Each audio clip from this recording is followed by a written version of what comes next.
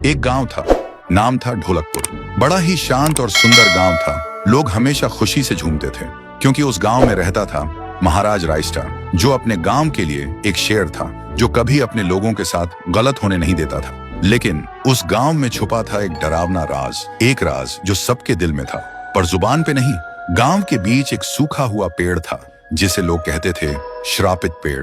ना कोई उसके पास जाता, ना कोई उससे आंख मिलाता। हर पूर्णिमा के अगले दिन उस पेड़ के नीचे एक लाश मिलती थी।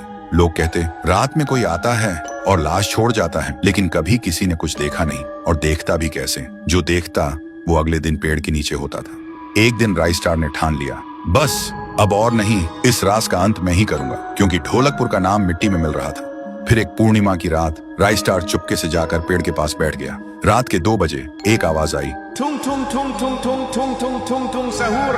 और फिर वो पेड़ भूत में बदल गया। वो भूत कुछ अजीब सा था, एक भयानक शैतानी हंसी वाला चेहरा, आंखें बड़ी बड़ी। वो पेड़ चल के एक घर के गेट को जोर जोर से खटखटाने लगता है। तभी एक आदमी डर के मारे आवाज सुन के बाहर निकलता है। वो भूत अपने लकड़ी जैसे हाथ से एक ऐसा थप्पड़ मारता कि उसकी सांस वहीं थम जाती है और उसी जगह उस लाश को ले जाता है और वापस फिर से पेड़ बन जाता था। देखते ही रायस्टार का दिल कांप जाता है, पर वो कुछ बोलता नहीं।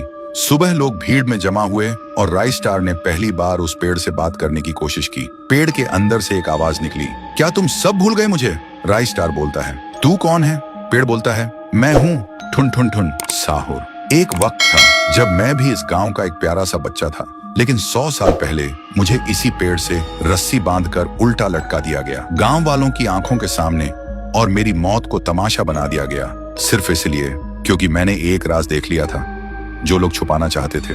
और उसी पल से मेरी रूह इस पेड़ से जुड़ गई। उस दिन से मैं इंसान नहीं, एक सज्जा बन गया, और हर पूर्णिमा में एक राजदार को चुनता हूँ और फिर उसे उसकी खामोशी का हिसाब देता हूँ। रायस्टार बोलता है, लेकिन अब तो वो लोग मर चुके हैं ना जो तेरा कसूरवार थे। अब तू मासूम लोगों को क्यों मार रहा है? पेड़ कुछ देर चुप रहता है, फिर बोलता है, ठीक है, बस एक बार मुझे याद करो, एक दिया जला दो, फिर मैं कभी किसी को नहीं मारूंगा। फिर रात में सब लोग आते हैं, एक एक दिया जलाते हैं, और तभी पेड़ अपने आप से आग पकड़ लेता है और आखिर में मुक्ति मिलती ठुन ठुन ठुन साहुर को।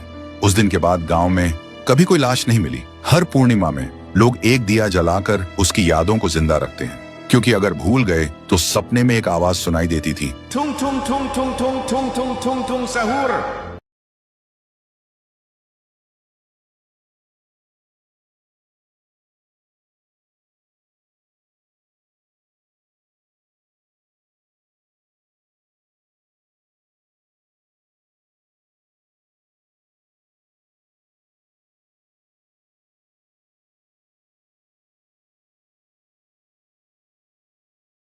एक गांव था, नाम था सहूरपुर। क्योंकि उस गांव में बस सहूर सरनेम वाले ही रहते थे, इसलिए उस गांव का नाम पड़ गया था सहूरपुर। वहीं रहता था एक मजाकिया आदमी, ठुन ठुन ठुन सहूर। वो सबसे अलग था, आंखें बड़ी, हाथ लंबी और एक अजीब सी मुस्कान। गांव के लोग उससे प्यार से कहते थे ठुन ठुन।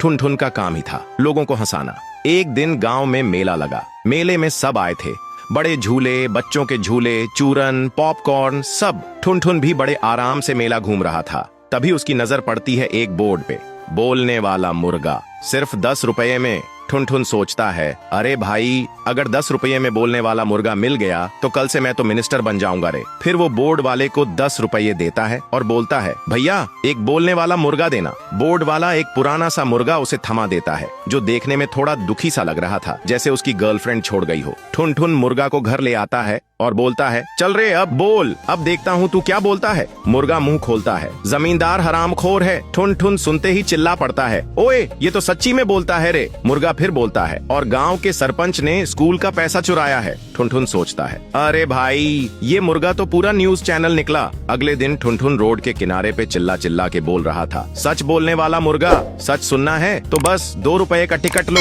थोड़ी देर में लोगों का भीड़ लग जाता है और मुर्गा बोलता जाता है, मुंशी की चोरी, मास्टर जी की दूसरी शादी और रामलाल के टॉयलेट में व्हिस्की का अड्डा। गांव में हंगामा मच जाता है। सब लोग उस मुर्गे से डरने लगे थे, कहीं उनका भी सच ना बाहर आ जाए। और ठुन ठुन भी गांव में और ज्यादा छा गया था, लेकिन दुश्मनी भी बढ़ने लगी थी। एक रात जमींदार ठुन ठुन के घर आया और गुस्से में बोला, अगर तू इस मुर्गे का मुंह बंद नहीं करवाया तो तुझे फ्राई करके कुत्ते को खिला दूंगा, और धमकी देकर चला गया। ठुन ठुन घबरा गया। पर मुर्गा बोला, टेंशन न ले ठुन ठुन भाई, प्लान बी रेडी है। ठुन ठुन बोला, तू तो बड़ी चालाकी से बोलता है बे। मुर्गा ने आंख घुमाई और बोला, अरे मैं बोलता ही इसलिए हूँ क्योंकि मैं मुर्गा नहीं, रॉ का सीक्रेट एजेंट हूँ, अंडरकवर पे था। ठुन ठुन सुनते ही बेहोश हो जाता है। फिर अगले दिन रॉ वाले आए और मुर्गे को हेलीकॉप्टर में बिठा के ले गए और ठुन ठुन गांव के बीच में अकेले बैठा था एक नोट के साथ। नोट पे लिखा था, थैंक यू ठुन ठुन, देश के लिए काम आया, लेकिन तेरे लिए एक असली मुर्गा छोड़ के जा रहा हूँ, वो सिर्फ कुकड़ूकू बोलेगा। तो दोस्तों, अगर आपको भी ठुन ठुन की तरह कभी जिंदगी में बोलता मुर्गा मिला हो तो कमेंट करो कुकड़ूकू।